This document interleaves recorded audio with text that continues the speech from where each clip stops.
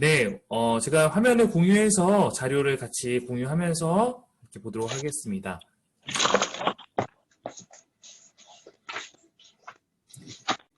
네, 잘 보이시죠? 네. 오늘 저희가 함께 다룰 주제는 시편을 어떻게 읽을 것인가에 대해서 나누려고 합니다. 이유는 저희가 이제 시편을 함께 보는데 이번에는 비교적 그래도 좀 길게 보고 있는데 때로는 시편을 어떻게 읽는 것이 유익할지 이것에 대해서 모를 수가 있거든요. 그래서 시편을 읽고 묵상하고 적용하는 방법에 대해서 다루는 것이 오늘 저희가 함께 이 시간을 보내려는 목적입니다. 한번 시작해 보도록 할게요. 네.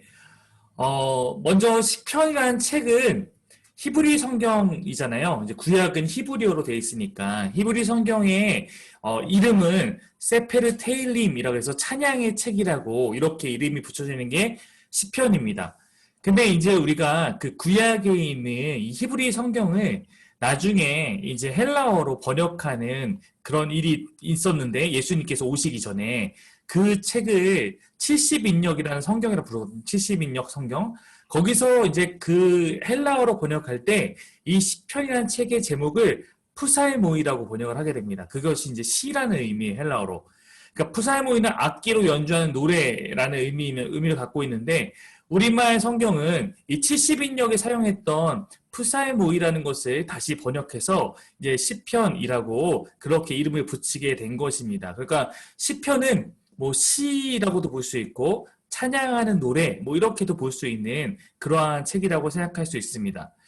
여러분 시편의 이제 저자에 대해서 한번 나눠보면 제가 설교 시간에 나눴지만 150편 가운데 다윗이 73편 정도를 이제 썼거나 어쨌든 다윗의 시라고 나타나는 것이 그 정도가 된다는 거예요. 그래서 있고요. 솔로몬이 2편, 아삽이 12편, 고라자손이 10편. 그리고 조금 주목해서 볼 것이 이제 모세인데요. 모세가 이제 한 편을 모세의 시라고 명명된 것이 한 편이 있다. 이것이 좀 우리가 주목해서 한번 볼 만한 내용인 것 같습니다. 네. 그리고 에단이라는 사람의 어떤 그 시편도 함께 존재하고 있습니다. 그리고 그 외에는 작자를 알 수 없는 작가 미상의 그런 시편도 존재하고 있습니다.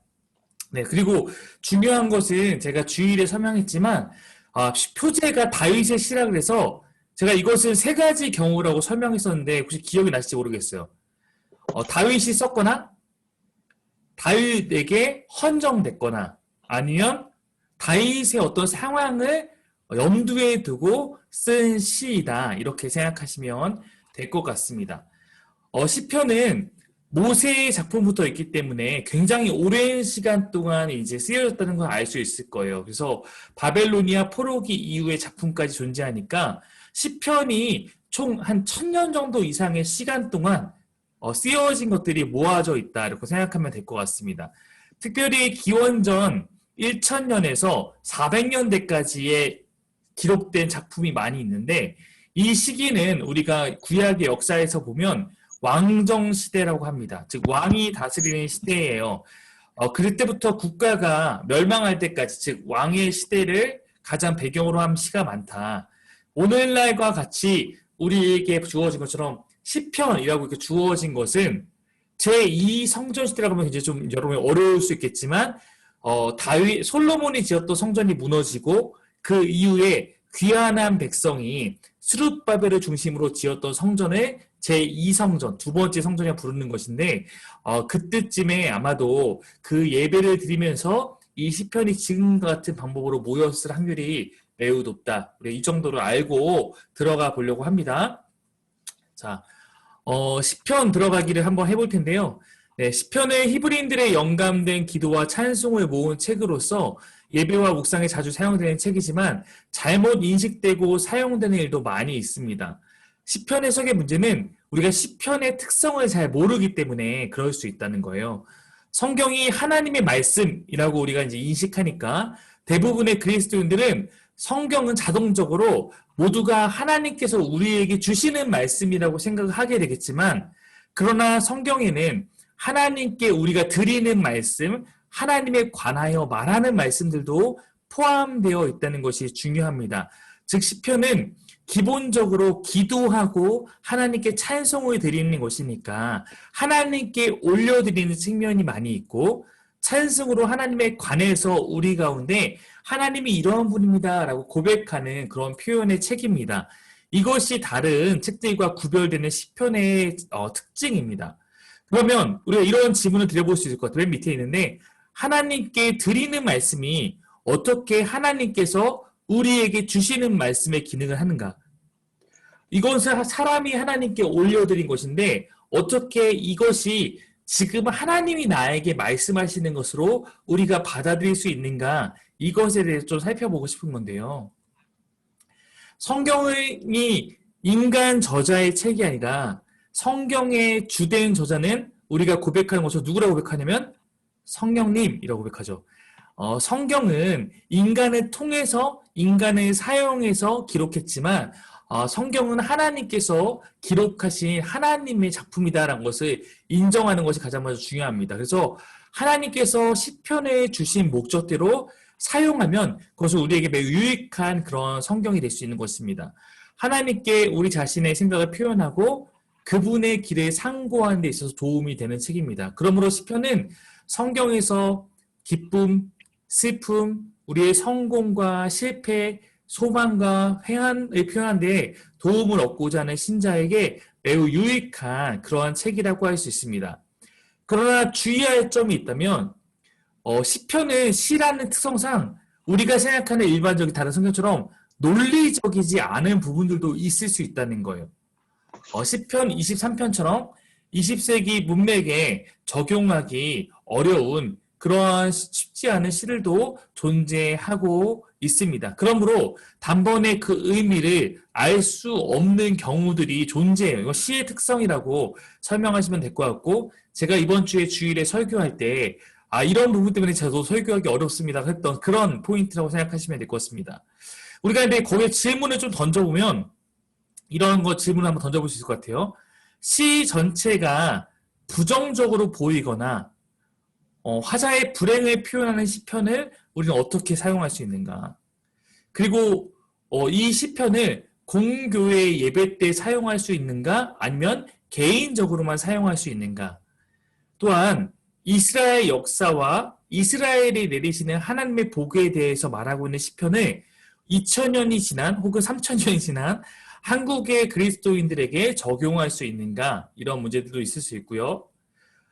메시아 사역을 예언하는 시편은 우리는 이미 메시아가 이제 온 이후의 시대에 살고 있으니까 이런 고민들, 이스라엘 인간 왕들의 영광을 논하고 있는 시편에 대해 어떻게 사용할 것인가?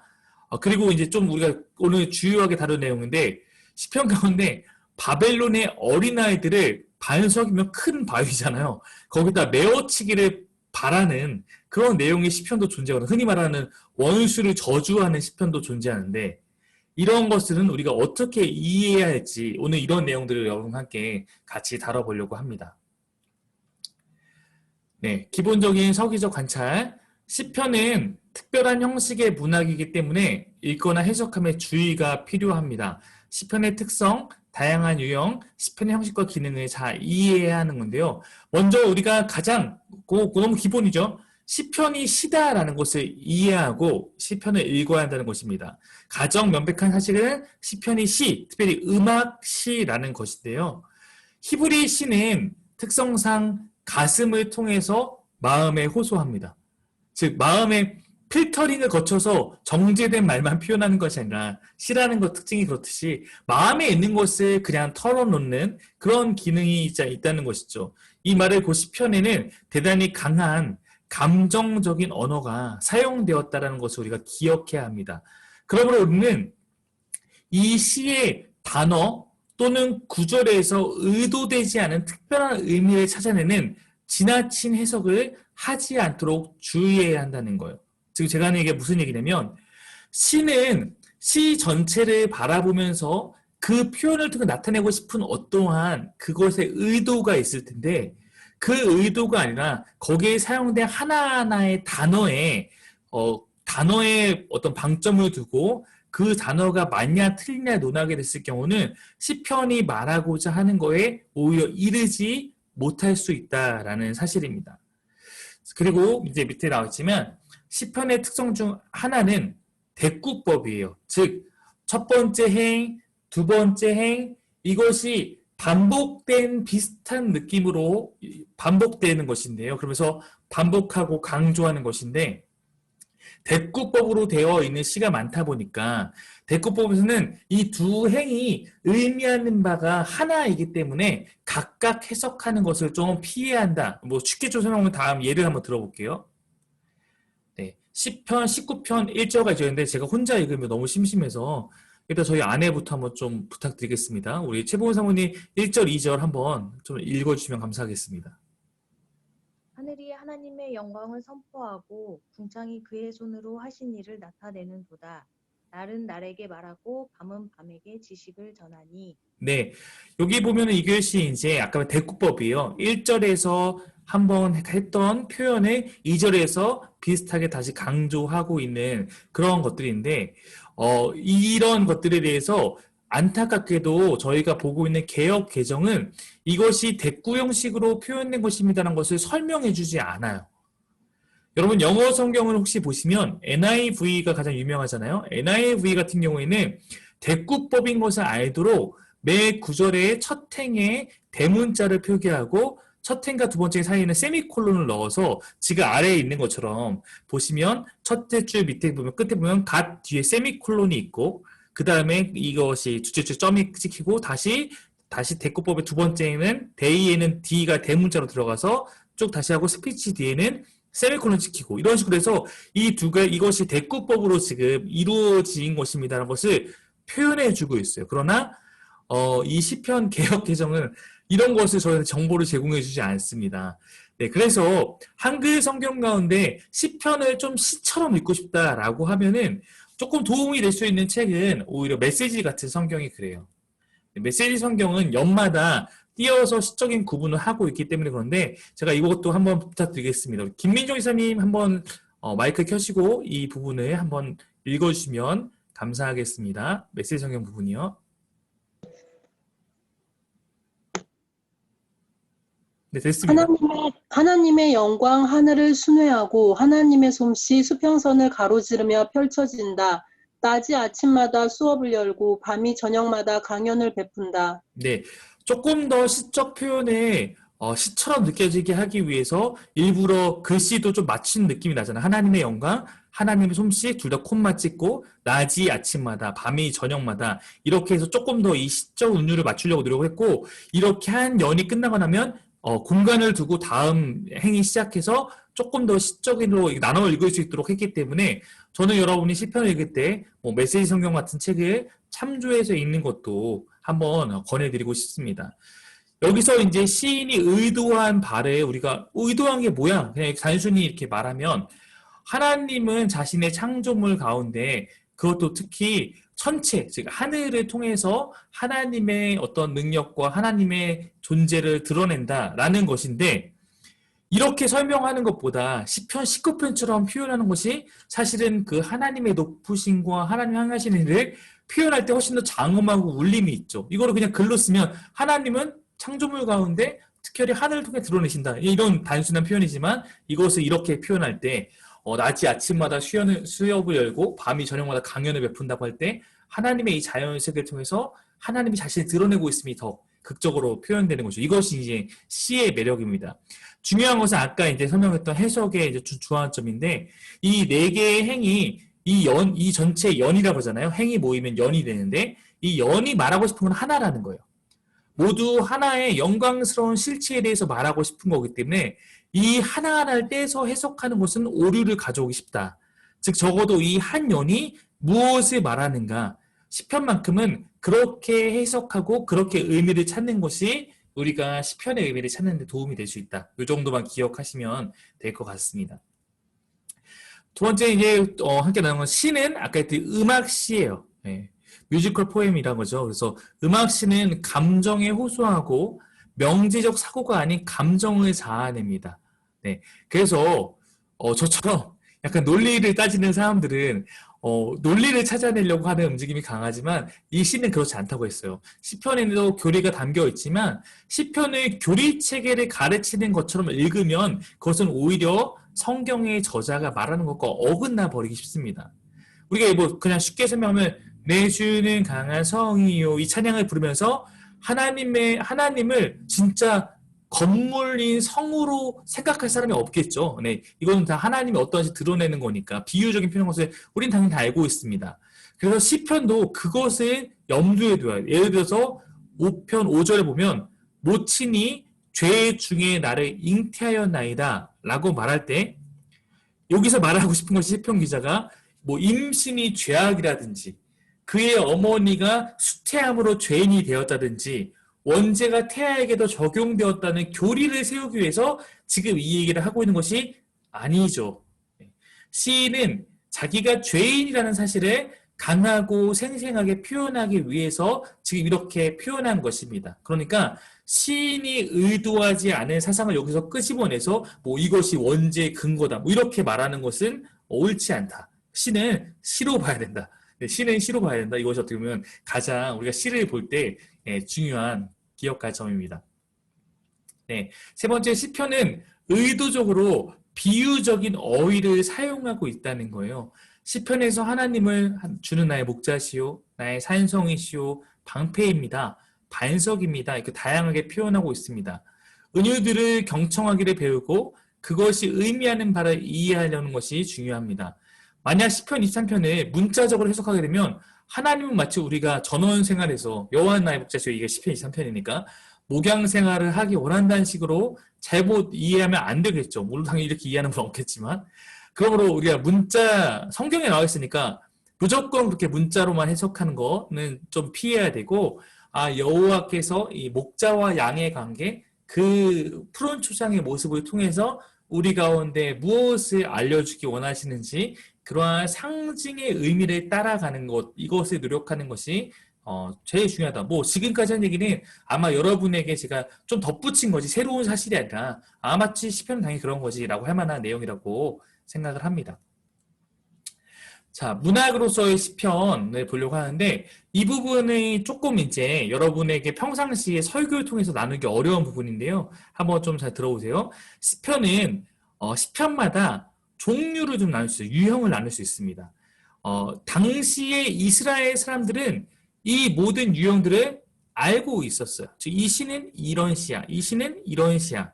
즉, 그들은 탄식시와 감사시라는 이 두 종류의 다른 시가 어떻게 다른지를 이해하고 이 시를 대했다는 것입니다.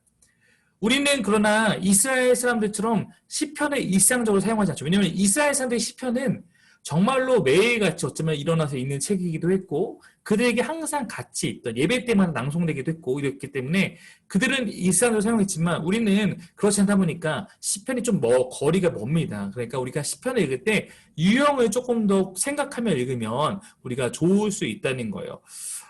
혹시 이분도 좀 같이 나눠서 읽으면 좋을 것 같습니다. 다 보고 있으려 읽고 제가 시키도록 하겠습니다. 탄식시의 부분은 이은효 시사님 한번 이 부분 읽어주실 수 있겠습니까? 네. 음속을 키시고, 네.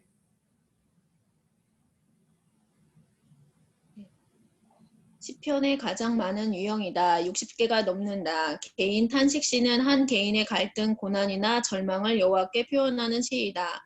공동체 탄식시는 동일한 내용을 개인이 아니라 공동체가 표현하는 시다. 혹시 의기소침해 있는가? 어려운 시기를 겪고 있는가? 왜 삶이 순조롭지 않은지 의아한가? 그렇다면 탄식시는 여호와께 여러분의 근심을 표명하는 데 아주 귀한 도구가 될 것이다. 이스라엘 백성이 느꼈던 고뇌를 깊고 정직한 열정을 담아 표현한 시이다. 네, 감사합니다. 제가 음소거에서 도와드리겠습니다. 네. 탄식시가 가장 시편에 많아요. 네, 60개가 넘는 시가 탄식시라는 것입니다. 근데 탄식시라는 것은 말 그대로 탄식하는 건데 이 시를 통해서 우리가 얻을 수 있는 유익은 우리가 탄식하는 마음이 들잖아요. 우리가 그리스도인으로서 그때 그 마음을 하나님께 어떻게 표현해야 되는지를 우리가 배울 수 있는 거예요. 제가 오늘 이 시편에 대한 이거 특강을 준비하면서 가장 제가 많이 떠올렸던 뭐냐면 제가 이제 중보 기도를 하기 위해서 교회에다가 사김의 기도를 위한 그 선집, 기도 선집이라는 책을 그때 소개하면서 갖다 놨는데 사김의 기도를 위한 기도 선집은 현대판 우리의 기도의 모델이라면 모든 신앙인에게 성경판 기도의 모델은 말 그대로 시편인 거예요. 시편을 통해서 이런 상황에서 어떻게 우리가 기도를 해야 하는지, 어떻게 하나님께 나아가야 하는지를 알려주기 때문에 사실 기도를 배우고자 하는 사람은 시편을 읽으라. 이런 것은 사실 기도에 관한 책들에서 굉장히 많이 제시되는 방법이기도 합니다. 여러분 마음 가운데 혹시 탄식이 있고 그런 마음 가운데 있다면 탄식시로 구분되는 그런 시편들을 한번 같이 읽어보고 고백하면서 나도 그 마음으로 하나님께 아뢰고 구하고 기도하며 나아가는 것이 필요할 수 있을 것 같아요. 네, 감사시 정은진 지사님 한번 읽어주시면 감사하겠습니다. 만사가 순조롭게 전해오고 네, 이거 진행되고, 죄송합니다. 진행되고요. 네. 지내오디고 상황이 좋아지거나 하나님의 신실하심과 보호하심과 복주심에 대하여 백성들이 하나님께 감사할 이유가 있을 때 여호와께 기쁨을 표현하는 시들이다. 시편에는 6개의 공동체 감사시와 10개의 개인 감사시가 있다. 네, 감사합니다. 이거죠, 감사합니다. 네, 죄송해요. 오타는 저와 함께 항상 따라다니는, 네. 네. 감사신 말 그대로, 내게 감사한 일이 있을 때 하나님께 어떻게 감사해야 될까? 이런 시들이 감사시라고 볼 수 있겠죠. 네. 정진영 선생님 찬양시 부분, 네, 찬양의 노래 부분을 한번 읽어주시면 감사하겠습니다. 네, 하나님의 됐습니다. 네. 하나님 되심과 그의 어미하심 그리고 그가 온 세상과 그의 백성들에게 베푸신 은택들을 찬송하는 데 집중하고 있다. 이 시편들은 특히 예배시 개인 또는 집단이 부르는 찬양으로 사용되기도 했다. 네, 감사합니다. 이 찬양시는 말 그대로 뭐 이해하기 쉽죠? 찬양시는 찬양을 위해 사용된 건데 특별히 감사시와 찬양이 다른 것은 감사는 감사할 내용이라면 찬양은 하나님이 어떠한 분인지를 높이는 그러한 시들이라고 생각하면 될 것 같습니다. 특별히 예배 때나 개인 혹은 집단이 하나님을 찬양하는데 많이 사용됐고 아마도 우리가 부르는 흔히 말하는 복음성가 안에서도 이 찬양시들을 갖고 만든 찬양이 굉장히 많은 걸로 알고 있습니다. 네, 그 다음에 안 보이지만 보고 있을 거라고 믿고 부탁을 드려도 되겠죠? 네, 성희영 지사님 구원시 부분은 혹시 한번 읽어주실 수 있겠습니까? 5편 정도 되는 이 시들은 이스라엘 백성 가운데서 행하신 하나님의 구속사역의 역사, 특별히 애굽의 굴레에서 구원하셔서 자기 백성으로 만드신 것을 회상하는 내용이다.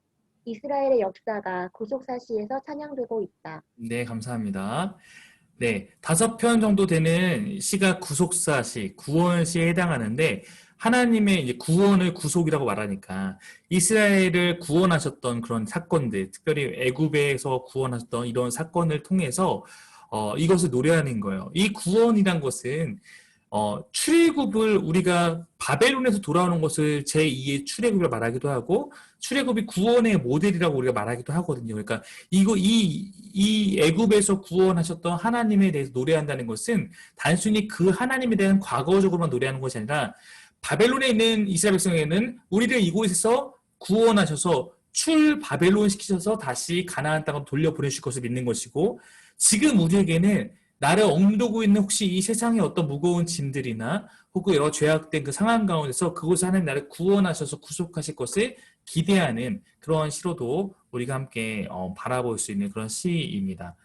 네, 그 다음에 옆에 있는 유재인 이사님 한 번 더 요청드리겠습니다. 예, 유재인 이사님 경축과 수임의 시 부분을 한번 읽어주시면 감사하겠습니다. 제가 음소거 시켜놨거든요. 음소거 푸시고 한번 읽어주세요. 네, 감사합니다. 여기에는 언약시, 하나님께서 시내산에서 그 백성과 처음 맺었던 언약을 갱신하도록 지은 시와 제왕시, 왕의 감사, 왕의 탄식, 왕의 등극시 등이 포함과 시온의 노래, 거룩한 성 시온 혹은 예루살렘을 노래하는 시가 여기에 해당한다. 네, 감사합니다. 경축과 수임의 시라고 말하기도 하고 여러 가지 나누죠. 제왕시를 따로 분류하기도 하고 그냥 오늘은 제가 시편이 이런 종류가 있다는 나누는 거니까 언약시, 즉 하나님께서 백성들과 언약을 맺으신 것에 대해서 어떻게 감사하고 노래하고 이런 시들도 있고 제왕시라 그래서 왕이 등극하거나 왕의 어떤 입장에 대해서 쓴 시들도 있습니다. 특히 제왕시 같은 경우는 이 제왕시가 뭐 메시아에 대한 어떤 그런 것들에서 그리스도께서 우리 왕 되신 것을 고백하는 시로 뭐 마태복음에 재인용돼서 사용하기도 하고요. 거룩한 성 시온, 하나님의 도성에 대해서 말하는 시온의 노래 이런 것들도 마찬가지로 또 그 시편 안에 존재하고 있습니다. 네, 그 다음에 지선영 집사님 지혜시 짧습니다. 한번 읽어주시면 감사하겠습니다.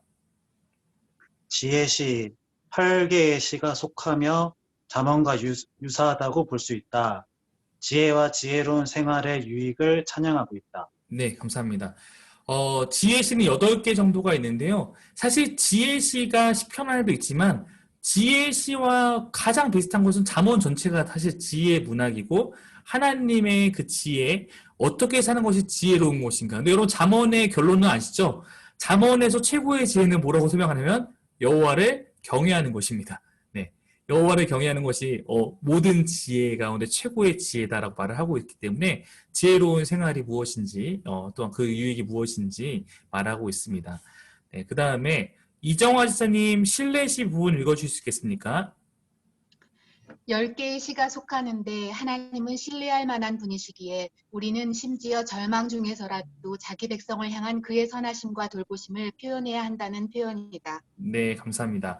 네, 이게 딱 구분이 안 되는 경우도 있을 거예요. 탄식시 가운데 하나님에 대한 신뢰를 나타낼 수 있겠지만 전반적인 분위기가 탄식하는 내용이 있으면 탄식시가 될 것이고 그러나 전반적인 내용이 하나님에 대한 신뢰를 드러내기 위한 어떤 그런 목적을 더 우선시하고 있다면 하나님은 우리가 신뢰할 만한 분이기 때문에 절망 중에 있지만 그 하나님의 선하심과 돌보심을 신뢰하고 표현하는 것 이런 이제 목적을 가진 시가 신뢰시라고 볼 수 있습니다.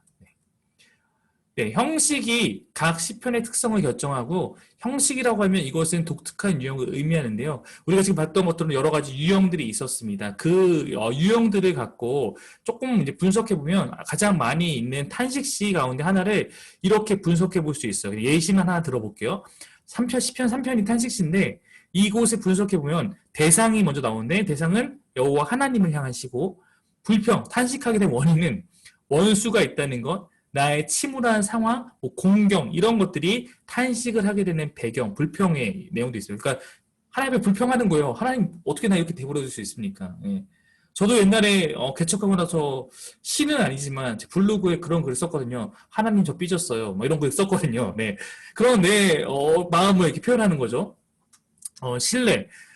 그러나 내가 이렇게 하나님께 내 마음을 표현하는 것은 사실 신뢰하고 있기 때문이잖아요. 하나님을 응답하시며 소망으로 지키시는 것을 신뢰하니까 그분께 나아가는 것이죠. 그러면서 그분께 요청하는 겁니다. 하나님께 도움을 요청하고 하나님 날 구원해 주세요. 좀 내 문제를 해결해 주세요. 그리고 그것에 또한 확신하는 표현들, 원수를 치시고 문제를 해결할 것이라는 것을 다시 한번 확신하고 그분을 찬양하는 것, 이런 것을 신실하신 하나님을 기리며입니다. 하나님을 기리며 복을 간구한다. 이런 식으로 구성이 되어 있다. 탄식시는 탄식으로만 끝나는 것은 아니라 이 안에서 균형 잡힌 기도를 하고 있는 거예요. 간구와 감사도 하고 불평 속에 있지만 내 마음을 다 털어놓지만 그러나 확신하고 있는 것이죠. 그럼 우리의 기도도 그렇게 되면 유익한 거예요. 여러분 하나님 앞에서 그런 척 좋은 척 할 필요 없잖아요. 내 마음에 있는 걸 쏟아놔야죠. 그러나 쏟아놓는 것이만 끝나는 것이 아니라 하나님이 어떠한 분인지를 내가 고백하고 내 문제를 해결할 분임을 믿고 이렇게 나아가는 것. 정직한 표현을 해야 된다. 시인은 굉장히 자유롭고 강렬하게 불평과 호소를 하고 있음을 시편을 보면 우리 알 수 있습니다. 우리 자신의 문제를 숨기지 않고 자신에서 하나님께 솔직하게 표현하는 것들을 시편을 통해 배울 수 있습니다. 이런 시는 정확히 말해 교훈을 주기 위한 것이 아니라 이정표의 역할입니다. 어찌할 바를 몰라 방황할 때나 의기소침해 있을 때 여러 문제 안에서 패배감에 사로잡혀 있을 때 이 시편을 사용할 수 있습니다. 하나님께서는 하나님과 우리가 교제하는 데 도움이 되도록 이 시편을 성경에 두셨다. 이렇게 이해하면 됩니다. 그래서 즉 하나하나를 다 뜯어서 불평도 우리 교훈인가 그러면 그렇게는 볼 수 없지만 이정표처럼 이 불평 가운데 이렇게 나가는 그 모습, 전반적인 모습 자체가 우리에게 우리가 나아가야 돼 따를 수 있을 만한 그런 모델이 될 수 있다는 것입니다. 좀 기네요. 우리 비치이사님 주의사항 부분을 한번 읽어주시면 감사하겠습니다. 시편은 유쾌한 삶을 보장해주는 책이 아니다. 시편의 몇몇 구절들이 나타난 표현을 보고 하나님께서는 믿는 자들을 행복하게 하시고 그들을 만사 형통케 하시기로 약속하신 분이라고 추론하는 것은 시편의 언어를 너무 문자적으로 오해한 것이다. 시편에서 가장 하나님의 복을 찬양하는 다윗은 거의 끊임없이 비극과 좌절을 마주하는 삶을 살았다. 그러나 다윗은 언제나 하나님을 열렬하게 찬양하고 감사했다. 바울도 자신은 역경 중에 있으면서도 우리에게 찬양과 감사를 드리라고 권한다. 하나님께서는 우리가 불행하더라도 그 불행 가운데서도 그분의 크심과 선하심으로 인해 찬양받으시기에 합당한 분이다. 이런 삶이 고통 없는 삶을 확증하는 것은 결코 아니다. 네, 감사합니다. 그 시편이 우리가 지금 계속 말하고 있지만 유쾌한 삶을 보장해주는 어떤 주문 같은 건 아니죠. 시편의 몇몇 구절들에 나타난 표현들을 보고 하나님은 우리에게 이렇게 하시는 분이야라고 단정 지을 수 없고 그렇게 하나님께서 우리 가운데 말하셨다라고 문자적으로 해석하는 것은 오해가 생길 수 있습니다. 대표적으로 시편과 가장 관련이 깊은 다윗도 사실은 하나님을 찬양하고 하나님을 신뢰하고 고백하지만 그의 삶에는 계속 비극과 좌절이 있었던 것을 우리 압니다. 그럼에도 불구하고 다윗을 위정표상으로 나아가야 된 것은 그가 언제나 하나님께 열렬하게 찬양하고 감사하는 삶을 살았다는 것입니다. 그래서 우리가 그런 시편 저자와의 마음들을 따라간다면 시편을 갖고 우리가 하나님을 교제하고 찾는데 매우 큰 유익을 가질 수 있습니다. 네. 특별히 이제 저주의 시에 대해서 좀 우리가 함께 보려고 하는데 제가 이 부분은 천천히 읽으면서 같이 보려고 합니다. 제가 설교 시간에도 잠깐 얘기했고 오늘도 아까 서두에 얘기했지만 시편 가운데는 저주의 시를 우리는 어떻게 봐야 될 것인가 라는 부분인 거죠. 시편이 모든 세대에 걸쳐 하나님의 백성에게 큰 호소력을 지닐 수 있었던 이유는 시편 언어의 포괄성 때문입니다. 인간의 모든 감정, 심지어 그 안에 극단적인 감정까지라도 그 모든 것이 그 시편 안에 묻어나기 때문이죠.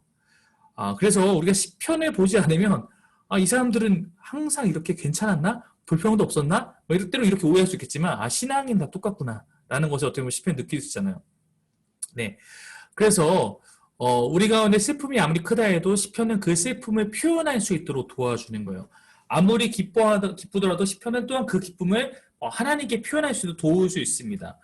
그래서 때로는 이 시라는 것은 과장된 언어는 이보다 더 과장된 언어 찾아볼 수 없어요. 이렇게 과장된 언어다라고 설명하고 있는 부분인 거죠.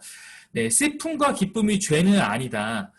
죄는 당연히 아닙니다. 그러나 원한, 분노, 증오 같은 감정은 다른 사람들을 해하려는 욕망이나 의도 같은 죄된 생각 또는 행동으로 이어질 수 있습니다. 여러분 마음에 슬픔이 있는 거, 기쁨이 있는 거는 죄가 아니죠. 네, 그 사람이죠. 그러나 이것이 더 나아가서 원한, 분노, 증오, 그 다음에 기쁨은 또 나의 자만 이렇게 나아가면 그것은 잘못된 것일 수 있습니다. 마음의 분노를 언어로 표현하는 것, 즉 단어로만 표현하는 것이 강렬한 행동으로 표현하는 것보다 훨씬 낫다는 것이 분명한 사실이다. 지금 여기가 포인트인데요. 시편이 저주의 시가 기록되어 있는 이유는 때로는 우리의 감정을 표출해야 할 때 행동으로까지 가지 않고 언어만으로 이것을 표현하는 것이 그래도 더 낫기 때문이다. 이런 표현인 거예요. 특정 시편의 어떤 부분은 바로 이런 식으로 이와 유사한 다른 차원에서 우리에게 도움이 되고 있는 것입니다. 이런 시편들은 언어로는 물리적으로든 우리의 분노가 다른 어떤 사람이 아니라 하나님께로 향하게 하거나 하나님을 통하여 전할 수 있는 언어로 안내하는 역할을 한다. 타인을 향한 분노를 하나님께 글로 표현한 시편을 저주시라고 부르는 것입니다. 즉 내가 막 너무 마음이 그래서 이걸 어떻게든 막 하고 싶은데 내가 누군가 앞에서 정말 우리가 지금 속되게 표현하면 그 면전에서 거친 말로 막 그 사람에게 욕이라도 해주고 싶은데 퍼붓고 싶은데 그것을 하지 않고 다만 그 사람에 향한 그 원망의 마음을 내가 글로써 하나님 앞에 표현하는 것들이 저주시라는 것입니다. 이런 시가 시편 안에는 몇 가지 등장하기 때문에 그런 거고요. 계속 설명해 볼게요. 우리가 때로는 타인에 대하여 부정적인 생각을 한다는 것은 정직하게 말하고 부인할 수 없다. 즉 우리는 여러분 모두고 저도 마찬가지고 타인에 대해서 우리가 부정적인 생각을 할 때가 있죠. 나쁜 생각을 할 수가 있죠. 쟤 왜 저래? 라고 할 수 있죠. 하나님께서는 저주시를 통하여서 화를 내되 범죄치는 않는 길로 우리를 초대하시는 것입니다. 우리는 우리에게 악을 행한 사람들에게 악으로 갚는 대신 우리의 분노를 하나님께 혹은 하나님을 통하여 표현함으로 분을 내어도 죄를 짓지 말며 해가 지도록 분을 품지 말고 마귀로 틈을 타지 못하게 하라는 신약의 가르침을 성취해야 하는 것입니다. 저주신의 시편이 다른 시리처럼 의도적인 과장법을 사용하여 그 분노를 표현하도록 돕는다. 분노를 표현하도록 돕는데 다만 이 분노가 내가 분노한 대상에게 가지 않고 하나님께 내어놓은 말미암아 이 안에서 이것이 해결될 수 있도록 돕는 역할을 한다는 것입니다. 그러나 시편의 저자의 분노를 들으시는 분은 하나님 한 분이어야 한다는 거예요. 즉 우리가 이것을 하나님께 내어놓는 것은 가능하다. 하나님 한 분에게는 가능하다라고 하는 것입니다. 내가 이 분노 대상자에게 하는 것보다는 그게 낫다라는 것이에요. 쉽게 말하면 탄식 시에 사용된 언어나 저주 시의 문맥을 이해하고 우리의 죄를 유발하는 분노의 방향을 바꾸고 자제하는데 그 시를 올바르게 사용해야 합니다. 그래야 우리가 다른 사람에게 죄를 짓지 않도록 도움을 주는 그런 시로 사용할 수 있습니다. 저주시에 대해서 이렇게까지 설명하면 우리 머릿속에 이런 생각이 들 수 있어요. 그러면 원수를 사랑하라는 것이 예수님의 그런 가르침인데 저주시는 그거에 위반되는 것이 아닌가? 이런 생각을 해볼 수 있죠. 이 책, 제가 인용한 책에 따르면 저주시는 원수를 사랑하라는 예수의 가르침에 위배되지 않는다라고 보고 있고 저도 어느 정도 동의합니다. 우리는 종종 사랑한다는 것을 누구에 대하여 따뜻한 감정을 품는 것과 동일시하는 경향이 있습니다. 그러나 예수님의 가르침에는 사랑이 적극적인 방법으로 정의되어 있습니다. 즉 사랑이란 어떤 사람을 향한 우리의 감정이라기보다는 사랑을 보이는 사람을 향한 우리의 행동이라는 거예요. 즉 우리가 사랑하라라는 것을 감정적인 부분이 아니라 사실은 성경은 행동으로 사랑하는 것을 가르치는 부분이 훨씬 더 중요하다라는 포인트죠. 성경은 사랑의 감정을 품으라고 명령하지 않고 사랑을 행동으로 실천하라고 명령하고 있습니다. 마찬가지로 저주치는 우리가 분을 낼 때가 아니라 분을 마음에 품고 있을 때 어떻게 할지 도움을 주는 거예요. 지독한 증오의 감정을 푼다라도 그것을 하나님께 정직하게 내어놓아야 하며 우리를 학대하는 사람들을 공의로 처리하시도록 하나님께 맡겨야 하는 것입니다. 그래서 끝줄이 제일 중요한데 그렇다면 저주시의 진정한 역할은 우리가 악으로 승리하도록 돕는 것이 아니라 우리가 분내지 않음을 통해 선으로 악을 이기도록 도와주는 일이라는 사실입니다. 이거 잘 이해가 되셨는지 모르겠는데 혹시 만약에 이 부분이 이해가 안 됐으면 이따가 저희가 좀 더 이야기를 나눠보면 좋을 것 같고 제가 정리를 잠깐 짧게 하면 저주시는 우리는 인간이기 때문에 다 누군가에게 미운 마음이 들 때가 있죠. 그것도 안 든다면 우리는 정말 인간이 아니겠죠. 네. 그러나 그 미운 마음이 들 때 물론 이것을 그 자체로서 내가 승화해낼 수 있는 것이면 그렇게 해야겠지만 때로는 그것이 도저히 풀리지 않을 때 그것을 차라리 주님께 가서 하나님 한 분께만 쏟는 것이 낫다. 이 쏟는 것 자체를 정죄할 필요는 없다. 이것은 오히려 다른 사람에게 악한 행위를 하지 않도록 하는 하나님께 허락하신 방법이 될 수 있다. 그러므로 우리가 그렇게 하나님께 내 마음을 쏟는 것, 그것은 어떻게 비판받을 일이 아니고 저주시는 가능하다. 결국 이런 내용으로 우리가 이해할 수 있는 것이고 큰 틀을 봤을 때 이것은 내가 악을 상대방에게 나타내서 나도 악으로 갚는 것이 아니라 오히려 하나님 앞에서만 표현하고 그 안에서 만져지 말미암아 내가 선한 행위로 악을 나타내지 않도록 하는 그러한 방법이다라고 설명해 볼 수 있을 것 같습니다. 네, 넘어가 보겠습니다. 그럼 시편 사용법. 네.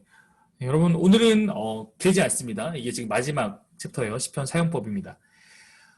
처음 언급한 질문에 대한 대답인데요. 하나님께 드리는 말들이 어떻게 하나님께서 우리에게 하시는 말씀이 있을까? 즉 우리가 하나님께 고백하는 시편이 어떻게 하나님께서 우리에게 하시는 말씀으로서 기능할 수 있는가?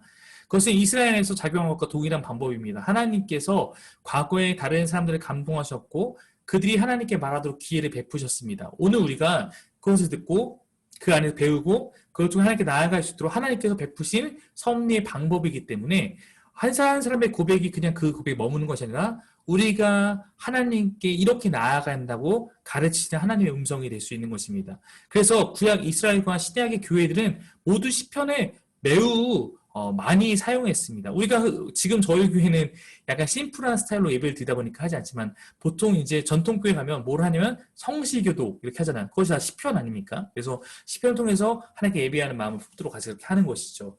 그래서 시편은 우선적으로 예배의 지침서로서 그렇게 사용할 수 있습니다. 사용법이니까 하나님을 찬양하거나 하나님께 호소하거나 또는 하나님께서 내리신 복을 기억하려는 예배자는 자신의 사상과 감정을 표현할 형식을 갖춘 수단으로서 시편을 사용할 수 있다는 것입니다.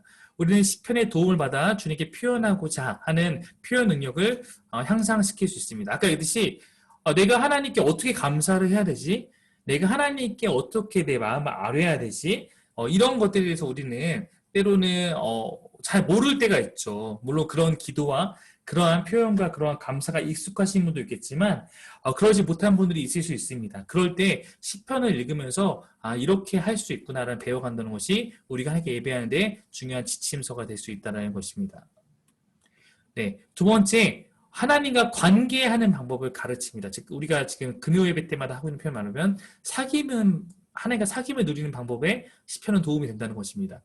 우리는 시편에서 기쁨, 좌절, 분노 혹은 그 밖의 여러 감정들을 정직하고 열린 마음으로 표현하는 법을 배울 수 있습니다. 하나님은 멀리 있는 분으로 대하는 것이 아니고 나의 가장 가까이 있는 분으로 대해도 되는 분이에요.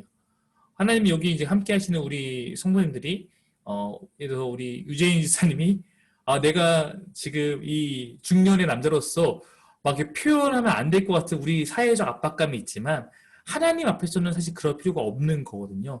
다윗은 왕의 신분이었지만 하나님 앞에서만큼은 굉장히 솔직하고 자유롭게 하나님께 나아갔고 울기도 했고, 그래서 우리나라의 이제 정서는 감정 표현이 좀 서툰 민족이니까 막 술을 마셔야만 감정이 막 쏟아져 나오고 그렇지만 우리는 술 마시지 않고 우리는 하나님을 의지해서 하나님 앞에서 우리의 감정을 그대로 쏟아내므로 말미암아 하나님과 더욱 깊은 관계로 나아갈 수 있는 것입니다. 또한 시편은 하나님께서 우리를 위해 행하신 일의 의미를 되새기고 묵상하도록 돕습니다. 시편은 우리에게 기도하도록 하나님의 말씀으로 우리의 생각을 통제하며 다른 신자들과 사력 있게 교제하도록 권하고 있습니다. 이것은 우리의 삶이 정결하고 순전해지게 하는 데 도움을 줍니다. 다른 문학작품과 달리 시편은 우리가 하나님 나라의 위대함과 하나님과 함께 영원히 사는 삶에 대한 생각에 사로잡히게 하여 하나님과 사귐을 누릴 수 있는 위치로 끌어올려 줍니다. 심지어 가장 암울하고 견디기 어려울 만큼 삶이 고통스러울 때라도 하나님은 우리와 함께 계심을 우리는 알 수 있습니다. 우리의 감정이 어떠든지 우리가 그분을 의뢰할 수 있다는 것을 시편은 우리에게 알게 하고 우리는 그로 말미암아 깊은 데서 하나님의 구원을 기다리며 바라고 소망합니다.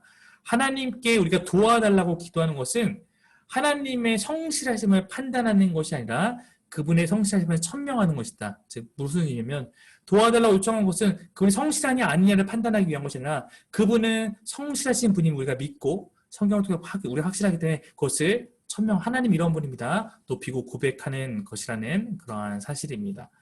네, 여기까지가 제가 오늘 준비한 시편에 대한 시편을 이해하고 묵상하는 법에 대해서 다뤘습니다. 오늘 되게 짧게 다뤘는데 혹시 그래도 시편에 대해서 혹시 궁금한 것 있으면 좀 나누는 시간 갖도록 하겠습니다. 좀 음소거를 풀어주시고 같이 좀 이야기를 나누고 우리 인사하고 마무리하도록 그렇게 하겠습니다. 네, 오늘 혹시 시편 관련된 질문들, 뭐 제가 오늘 나눴던 것에 대한 그런 부분도 있으면 한번 질문 있는 분은 이렇게 손을 들어주시면 제가 발언권을 드리도록 하겠습니다.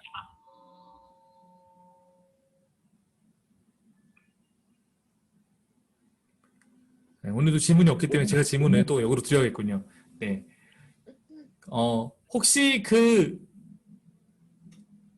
나는 저주의 기도를 해본 적이 있는 분 있어요? 있습니까? 네, 이 선생님. 네. 오늘과 같은 마음으로 하신 거겠죠, 이 선생님, 당연히? 네. 네. 그쵸. 그를 통해서, 그 사람은 뭐, 당연히 미워하는 그런 목적보다는 하나님께, 그쵸. 그것을 RM으로 말미암아 아마 그 안에서 그 마음도 만져지기를 바라는 마음이었을 것입니다. 네. 그쵸, 집사님? 네, 오늘 그런 마음이었는데 더 확실해진 것 같아요. 오늘 말씀 배우면서 네. 그게 다 그 믿음의 선배들도 그랬구나라는 그런 위안도 있고 위안도 받고 또 하나님을 신뢰할 수 있는 그런 기도구나.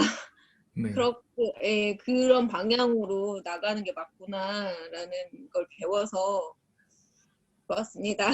네. 제가 옛날에 우리 비슷한 나눔할 때 비치사님이 얘기해 줬나? 할머니인가 누가 예, 저주시 전문가셨다고. 맞아요. 네. 전문이셨어요, 전문. 저희 할머니가. 네. 그래서 가끔 이렇게 좀 거친 이렇게 옛날 분 같은 경우는 네, 그 욕을 그렇게 섞어서 네, 그렇게 기도하셨다고 하는데 제가 옛날 이거에서 다른 누군가의 질문을 받은 적이 있었어요. 다른 청년한테 저주하는 것이 이제 저주시가 가능하냐? 제가 이제 그때 했던 얘기는 뭐였냐면 그조차 안 할 수 있으면 얼마나 좋겠냐. 그조차 안 하는 우리가 그렇게 진짜 마음으로도 미워하지 않고 그럴 수 있으면 너무나 좋겠지만 그렇게 가지 못했을 때는 어떻게 보면 하나님께 그것을 내어놓는 게 그래도 더 좋은 방법이 아닐까. 어쨌든 사람의 그래서 제가 가끔 쓰는 표현입니다만 그 얘기하잖아요. 새가 우리 머리로 날아가는 것은 우리가 막을 수 없지만 뭐를 하는 건 막을 수 있죠? 둥지를 트는 것을 막을 수 있다. 이것이 루터가 했던 얘기인데 우리가 근데 분노, 뭐 슬픔 이런 것들이 우리의 감정을 치고 지나가는 거는 새가 우리가 머리 위로 날아가는 것을 막을 수 없는 것이지만 사실 그것을 갖고 우리가 죄를 행하는 것은 그 분노가 내게 둥지를 트는 것을 가만히 두고 보고 있는 거하고 똑같거든요. 사탄이 나를 통해서 악을 행하는 것을 두고 보고 있는 거니까. 근데 거기까지 가지 않기 위한 한 가지 방법으로 우리가 하는 것은 악을 행하지 않기 위해서 하나님께 쏟는 것이다 라는 것을 아마 시편 이 부분에서는 설명을 하고 있는 것 같습니다. 제가 이제 그럼 또 질문을 연결해서 하나 더 드리면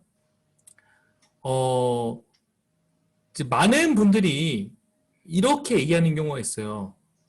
마음으로만 분노해도 살인인데 라고 얘기하는 경우가 있거든요. 마음으로만 분노해도 살인인데 그러면은 그 자체가 어떻게 보면은 똑같은 거 아니냐라고 해서 이제 모든 죄는 다 이제 그런 근거에서 봤을 때, 말씀에서 봤을 때, 된 거 아니라고 했을 때, 이 말씀과 그건 어떻게 연관 지을 수 있을까라는 질문이 들 수 있겠다는 생각이 좀 들거든요. 제가 무슨 질문하는지 이해하시죠? 네. 그러면 저주시 자체가 그러한 예수님의 말씀에는 위반된 것이 아닌가라는 질문을 해볼 수 있는 거죠. 그러나 저는 개인적으로는 아까 몇 구절에서 인용한 것처럼 저는 예수님의 그 말씀의 의도는 내가 마음으로 즉 내가 여기에 누군가 욕하고 싶은 마음이 있는 것과 입으로 내가 욕을 하는 것 그리고 내가 누구를 때리고 싶다는 마음이 머리에 드는 것과 진짜 가서 때리는 것 이것을 공평케 하는 말씀은 아니다라고 생각하는 거예요. 네, 그 말씀의 요지는 하나님께서 거룩하게 하나님 원하시는 우리의 완전함이라는 것을 옛날에 율법으로 이렇게 말했지만 난 너에게 지금 이렇게 말하니까 내가 너희한테 바라는 정말로 그런 죄가 없는 어떻게 보면 예수님을 닮은 모습은 여기까지다라는 것을 설명하기 위해서 그렇게 이런 것조차 사실은 죄가 될 수 있다는 그런 것을 말한 거지 우리의 시절 삶에서는 사실 아까 얘기한 것처럼 성경 여러 부분에서 내가 머리로만 생각한 것과 실천하는 것은 다른 거라고 구분하는 경우가 있고 모든 율법 조항들은 세게 때린 것과 죽일 만큼 때린 것과 살짝 때린 것과 이걸 다 나누어서 처벌하고 있기 때문에 사실 죄라는 것에는 분명히 그런 차이가 있을 수 있다.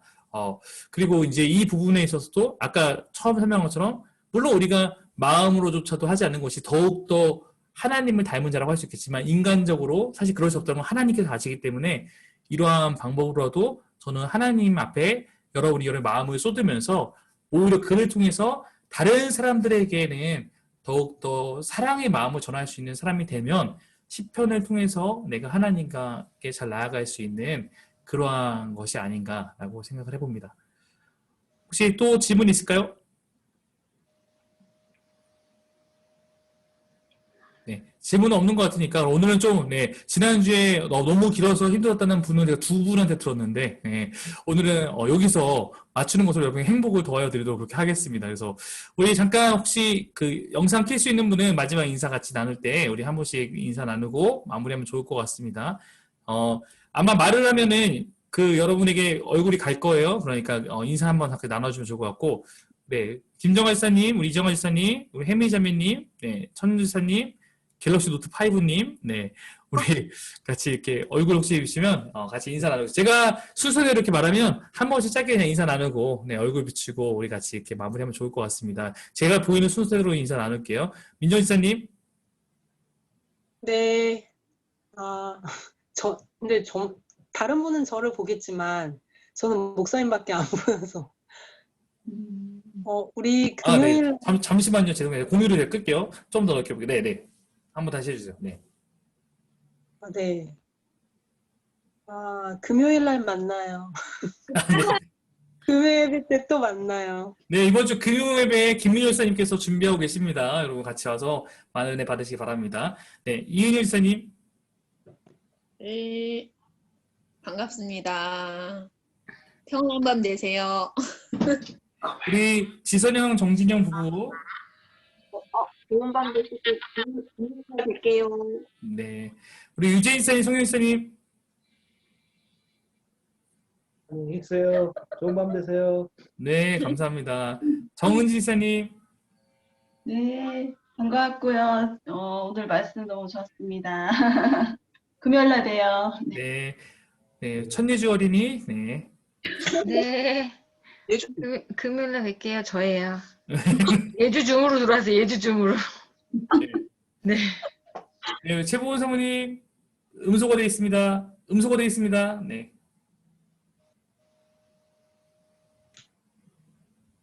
안녕하세요. 목사님 감사합니다. 좋은 말씀 감사합니다. 모두들 금요일날 뵐게요. 네. 네. 김정아 지사님. 함께 있어서 행복했습니다. 평안한 밤 되세요. 감사합니다. 이정아 지사님. 네, 오늘 말씀 너무 감사합니다. 내일도 힘내세요. 네. 우리 혜미자매가 들어왔던 것 같은데, 네, 지금 음소거돼 있고, 아마 이렇게 해서, 이야기를 못 나누는 상황인 것 같습니다. 네. 시편 배웠으니까, 조금 더 시편 활용해서 하나님과 가까워지는 여러분 되기를 바랍니다. 기도하겠습니다. 하나님, 오늘 우리가 함께 시편을 잠깐 배우는 시간에 한 시간 가져봤습니다. 이 짧은 시간을 통해서 우리가 많은 것을 때론 얻지 못할지라도 내 안에 한 가지씩은 꼭 새겨져서 그것을 붙잡고 시편을 통하여서 하나님과 더욱더 기쁨으로 교제하고 주님을 높일 수 있는 주의 자녀 될 수 있도록 인도하여 주옵소서. 오늘도 이 밤에 주님을 찬양하고 주님께 감사하며 잠들 수 있는 우리 모든 사랑자들 될 수 있도록 인도하여 주옵소서. 감사드리며 예수님의 이름으로 기도드립니다. 아멘. 네, 좋은 밤 되십시오. 수고하셨습니다. 네, 사랑합니다. 평안하십시오.